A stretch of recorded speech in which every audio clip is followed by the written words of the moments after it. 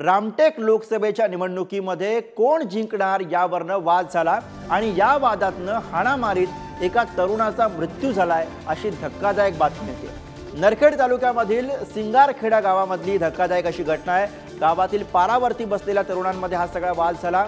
आरोपी प्रवीण बोर्डे याला मारहाण प्रकरणामध्ये या सगळ्यात ताब्यात घेण्यात आलेलं आहे। अत्यंत धक्कादायक अशी ही घटना रामटेकमध्ये घडलेला प्रकार आहे आणि याच विषयी अधिक बोलूया। प्रतिनिधी जितेंद्र शिंगाडे सध्या आपल्या सोबत आहेत। जितेंद्र, अत्यंत धक्कादायक अशी ही सगळी घटना आहे, नेमकं काय कळतंय या घटनेचं कारण?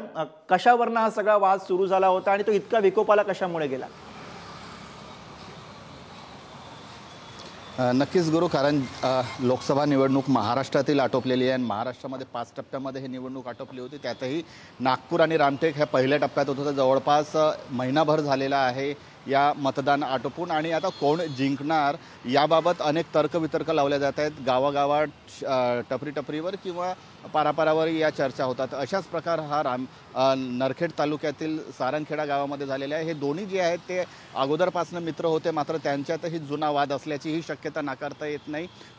जे फुले जो मृत आहे तो आणि आरोपी जो बोर्डे आहे यांच्यात यावरूनच काल वाद झाला आणि या वादाचं रूपांतर आहे की रामटेक लोकसभा निवडणुकीमध्ये कोण जिंकणार किंवा एक संपूर्ण लोकसभा निवडणुकीमध्ये कोण निवडून येणार यांच्यात हा चर्चा सुरू झाली होती आणि त्यानंतर वाद झाला। वादाचं रूपांतर हाणामारीत झालं आणि आरोपीकडून मृताच्या नाजूक भागावर वार केले गेले आणि त्यामुळे त्याचा मृत्यू झाला। त्यानंतर घटनास्थळावरून आरोपी हा बोर्डे जो होता तो फरार झाला आणि त्याला शेजारच्या सावरगावमधून पोलिसांनी अटक केलेली असून पुढीलही तपास करत आहेत। यात केवळ एवढीच अत्यंत भयंकर असा प्रकार आहे, निर्घृणपणे ही हत्या करण्यात आलेली आहे। खरं तर मागच्या काही दिवसांपासून निवडणुकीच्या निकालावरती पैजा लागतात, पण अशा प्रकारे हिंसेकडे सुद्धा ही उत्सुकता जी आहे निकालाची ती आता जाताना बघायला मिळते। धन्यवाद या सगळ्या सविस्तर माहितीसाठी।